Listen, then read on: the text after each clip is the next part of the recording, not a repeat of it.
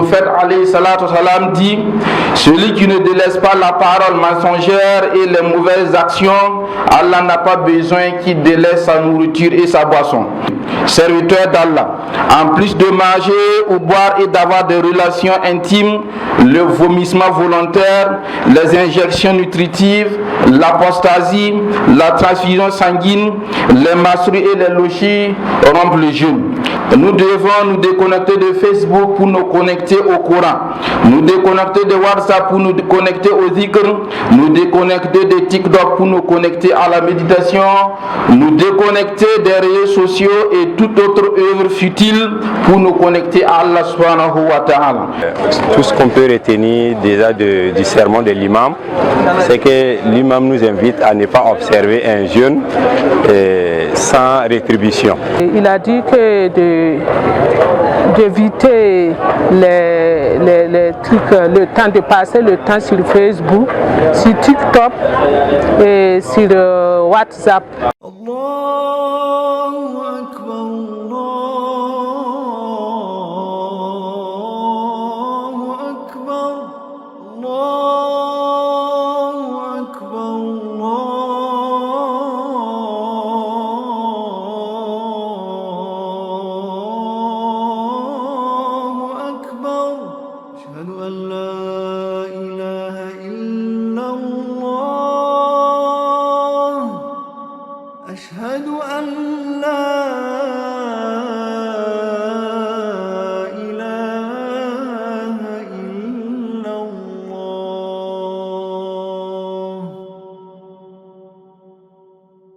إن الحمد لله نحمده ونستعينه ونستغفره ونستهديه ونتوب إليه ونعوذ به من شرور أنفسنا ومن سيئات أعمالنا من يهد الله فهو المهتد ومن يضلل فلن تجد له وليا مرشدا ونشهد أن لا إله إلا الله وحده لا شريك له ونشهد أن محمدا عبده ورسوله صلى الله عليه وعلى آله وأصحابه ومن تبعهم بإحسان إلى يوم الدين. أما بعد أيها الناس، أوصيكم ونفسي بتقوى الله تعالى، واعلموا أن الله قال في القرآن الكريم: يا أيها الذين آمنوا اتقوا الله حق تقاته ولا تموتن إلا وأنتم مسلمون. كما قال أيضا: يا أيها الناس اتقوا ربكم الذي خلقكم من نفس واحدة وخلق منها زوجها وبث منهما رجالا كثيرا ونساء واتقوا الله الذي تساءلون به والأرحام إن الله كان عليكم رقيبا. أما بعد، toutes les louanges sont à Allah subhanahu wa ta'ala. Nous le louons, nous le glorifions, nous lui demandons pardon et nous nous remettons à lui. Nous nous réfugions auprès de lui contre les mauvais penchants de nos âmes et contre les mauvais de nos actes. Celui qu'Allah guide, nul ne peut l'égarer. Quant à celui qui laisse à lui-même, nul ne saurait lui trouver un guide. Nous attestons qu'il n'y a d'autre divinité en droit d'être adoré hormis Allah. Il est unique et sans associé. Et nous attestons que Mohammed est son serviteur et son messager. Que la paix, le salut et les bénédictions d'Allah soient sur lui, sur sa sainte famille, ses valeureux compagnons, ainsi que sur tous ceux et toutes celles qui leur auront emboîté le pas jusqu'au jour du jugement dernier. Puisse Allah nous compter parmi ceux-là. Ceci dit, aux serviteurs d'Allah, je vous exhorte ainsi qu'à ma propre personne à la crainte d'Allah. Craignons Allah en public comme en privé et sachons qu'Allah subhanahu wa ta'ala nous appelle à sa crainte en disant: ô vous qui avez cru, craignez Allah comme il mérite d'être craint et ne mourrez qu'en pleine soumission, qu'en étant des véritables musulmans. Et dit encore: ô homme, craignez votre Seigneur qui vous a créé d'un seul être et qui de celui-ci a créé son épouse et qui à partir de ces deux-là a fait répandre beaucoup d'hommes et de femmes sur la terre. Craignez Allah au nom duquel vous vous implorez les uns les autres et craignez de rompre le lien du sang. Certes, Allah vous observe parfaitement. Serviteurs d'Allah, louons Allah subhanahu wa ta'ala pour ses innombrables bienfaits, parmi lesquels il nous a fait des témoins du premier vendredi de Ramadan 2026, tout en étant soumis à lui. Ramadan est un grand cadeau d'Allah pour nous. C'est la manifestation de l'amour et de la miséricorde d'Allah sur ses serviteurs. Durant Ramadan, Allah subhanahu wa ta'ala fait enchaîner les shayatin, ouvre toutes les portes du paradis et ferme celles de l'enfer. Et nous demande de nous surpasser maintenant dans le bien tout en fuyant le mal. Le jeûne du mois de Ramadan est une obligation pour tout musulman pubère, saint d'esprit et physiquement capable. Il est le 4e pilier de l'islam. Allah dit: Ya ayyuhalladhina amanu kutiba alaykum siyam kama kutiba ala alladhina min qablikum la'allakum tattaqun. Oh vous qui avez cru, le jeûne vous a été prescrit comme il l'a été à ceux qui vous ont précédés, afin que vous atteigniez la piété, la taqwa. Le Ramadan est le mois durant lequel le Coran fut révélé. C'est un mois de miséricorde, de pardon et d'affranchissement du feu. Frères et sœurs dans la foi, le jeûne consiste à s'abstenir de l'eau jusqu'au coucher du soleil, de manger, boire, d'avoir des relations conjugales et de tout autre acte annulant le jeûne avec l'intention sincère d'adorer Allah subhanahu wa ta'ala. Mais le jeûne n'est pas seulement s'abstenir de nourriture. Le prophète alayhi salatu salam dit: celui qui ne délaisse pas la parole mensongère et les mauvaises actions, Allah n'a pas besoin qu'il délaisse sa nourriture et sa boisson. Hadith rapporté par Ahmad. Imam Abu Hamid Al-Ghazali a défini 3 catégories de jeûne. D'abord, le jeûne du commun des mortels. C'est le jeûne qui consiste uniquement à s'abstenir de manger, de boire et d'avoir des relations conjugales. Ce jeûne n'a aucun impact positif sur le comportement du jeûneur. Ensuite, nous avons le jeûne de l'élite, qui consiste non seulement à s'abstenir de manger, de boire et d'avoir des relations intimes, mais aussi à contrôler tous ses actes, le parler, le regard, l'écoute et tous nos agissements. Enfin, il y a le jeûne de l'élite, qui, au-delà de ce que le jeûne de l'élite exige, fait un effort supplémentaire pour contrôler ses pensées, son esprit, son cœur, qui doivent tous tourner vers Allah subhanahu wa ta'ala. Ce sont ces 2 dernières catégories de jeûne qui permettront l'atteinte de l'objectif de la piété. Le véritable jeûne est celui du corps et du cœur. Frères et sœurs dans la foi, mon frère, ma soeur, ton jeûne se situe à quel niveau? Quel est l'impact de toutes ces années de jeûne sur ton comportement, non seulement envers Allah, mais aussi avec tes semblables, serviteurs d'Allah? Bien que le jeûne soit une obligation, Allah subhanahu wa ta'ala, par miséricorde, en a exempté certaines personnes. Il s'agit du malade, du voyageur, de la femme enceinte ou allaitante, si elle craint non seulement pour elle-même, mais aussi pour son enfant, de la femme en masri ou en logis, de la personne âgée incapable de supporter la faim et la soif. Allah dit: wa man kana maridan aw ala safarin fa iddatu min ayamin ukhra. Quiconque est malade ou en voyage devra jeûner un nombre égal d'autres jours. Sourate 2, verset 185. Celui qui manque des jours pour une raison valable et temporaire doit les rattraper. C'est notamment le cas du voyageur, du malade non chronique, de la femme enceinte ou allaitante, de la femme en période de masri ou de louchi. Cependant, la personne âgée ou atteinte d'une maladie chronique incurable doit nourrir un pauvre pour chaque jour de jeûne manqué, et la quantité est le quart de ce que nous donnons à l'occasion des zakat al-fitr. Elle peut aussi être donnée en numéraire et aussi en début du mois de Ramadan.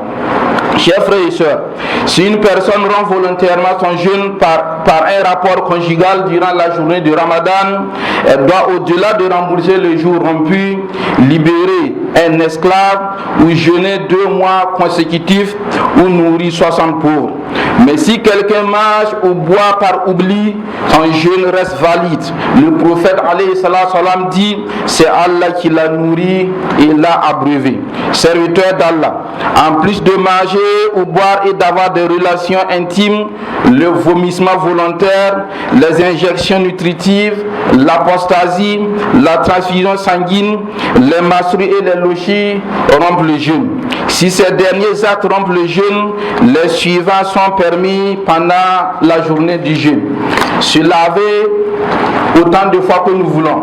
Se parfumer, utiliser les siwaks ou les brosses dentifrice tout en faisant attention que la pâte ne passe pas à travers jusqu'au ventre.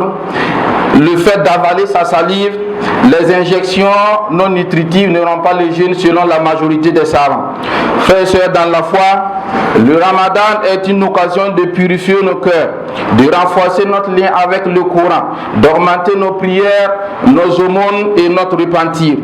Ne faisons pas du Ramadan un mois de sommeil et de nourriture abondante pendant la nuit. Faisons-en un mois de taqwa, de sincérité, de solidarité, de réforme intérieure et d'unité des cœurs.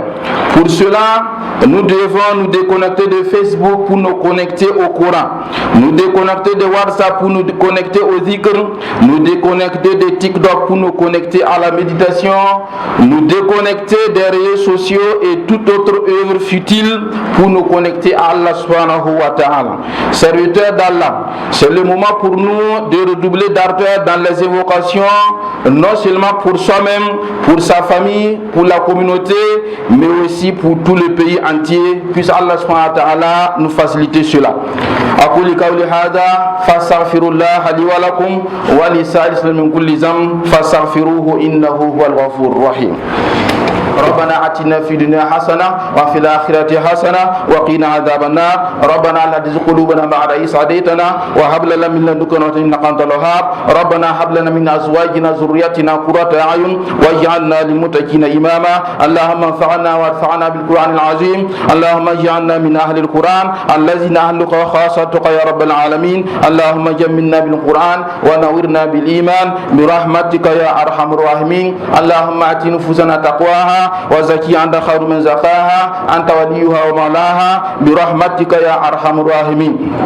اللهم صل على محمد وعلى آل محمد كما صليت على إبراهيم وعلى آل إبراهيم وبارك على محمد وعلى آل محمد كما باركت على إبراهيم وعلى آل إبراهيم في العالمين إنك حميد مجيد. سبحان ربك رب العزة عما يصفون وسلام على المرسلين والحمد لله رب العالمين. عباد الله إن الله يأمر بالعدل والإحسان وإيتاء ذي القربى وينهى عن الفحشاء والمنكر والبغي يعظكم لعلكم تذكرون. اذكروا الله العظيم الجليل يذكركم واشكروه على نعمه يزدكم ولذكر الله أكبر والله يعلم ما تصنعون. قوموا إلى صلاتكم يرحمكم الله. Tout ce qu'on peut retenir déjà du sermon de l'imam, c'est que l'imam nous invite à ne pas observer un jeûne sans rétribution.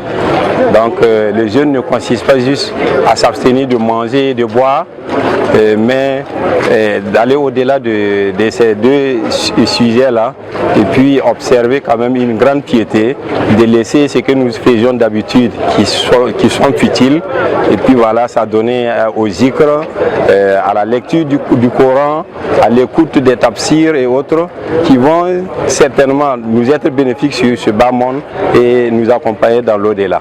La première des choses, c'est la dévotion, le pardon et la solidarité en ce mois béni. L'imam aussi a prié pour qu'il y ait la paix, l'entente entre nous et que le pays aussi soit en paix et que ceux qui n'ont pas les moyens qu'on soit solidaires, aux voisins, aux amis et tout, voilà, et que chacun aussi prie pour son prochain, pour les défunts qui nous ont dévancés, que leurs âmes reposent en paix et vraiment on tient un peu de solution que l'islam, voilà, et que Dieu bénisse le Burkina Faso. Bon, pour ce qui est du serment de l'imam aujourd'hui, je pense que le serment a traité du mois de Ramadan, qui est un pilier important donc, de la religion. Il a donné donc des consignes, encore des informations, des rappels par rapport à ce qu'est le mois de Ramadan et qui sont ceux-là qui sont sur lesquels pèse l'obligation donc de jeûner au cours du mois de Ramadan.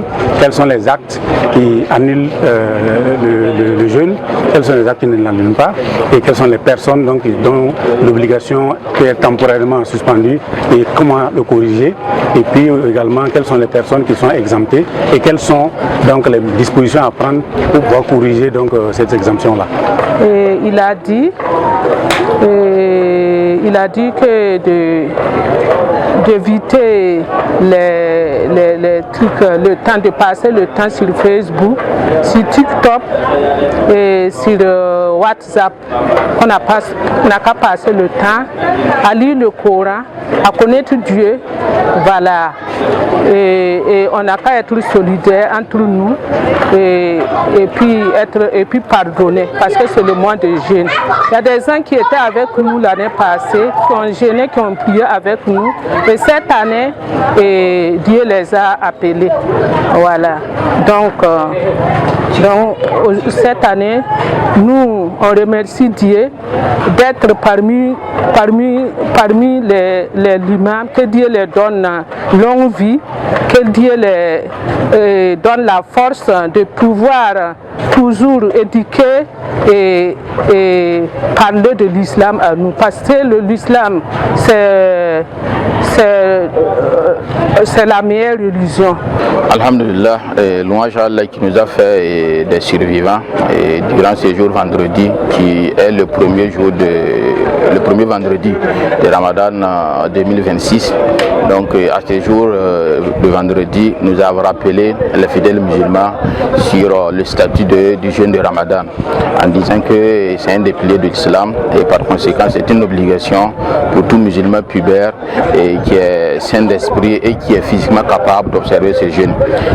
Au-delà de ça, nous avons rappelé que bien que le jeûne soit obligatoire, il y a des personnes qui sont exemptées, notamment les malades, les femmes enceintes ou allaitantes, et les voyageurs et bien d'autres.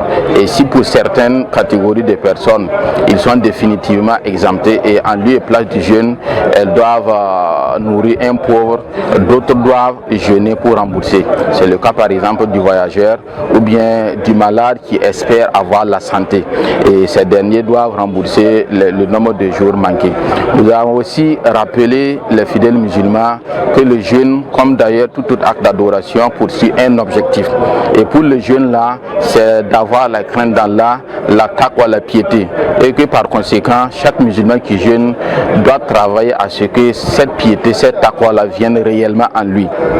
Et par conséquent, notre jeûne ne doit pas se limiter à l'abstention de manger ou de boire seulement, ça doit aller au-delà de ça. Et si nous jeûnons, nous devons faire attention à ce que nous regardons. Si nous jeûnons, nous devons faire attention à ce que nous écoutons. Si nous jeûnons, nous devons faire attention à tout ce qui sort de notre bouche en termes de paroles. Et pour ne pas arriver au soir de la rupture et ne pas en bénéficier en termes de bénédiction que la faim et la soif qu'on a enduré. Au-delà du jeûne, j'ai appelé les fidèles musulmans à redoubler d'efforts dans les autres actes d'adoration tels que la lecture du Coran, le zikr et surtout l'aumône, la solidarité, parce que c'est un mois de miséricorde, de tolérance, de partage. Et d'autant plus que notre pays est dans une crise humanitaire et dans laquelle il y a pas mal de déplacés internes, de veuves et d'orphelins. C'est le moment pour nous de montrer notre amour vis-à-vis de ces personnes-là en partageant ce que Allah nous a donné avec ces derniers. Donc c'est à cela que nous allons pouvoir atteindre, Inch'Allah, l'objectif du jeûne qui est la taqwa.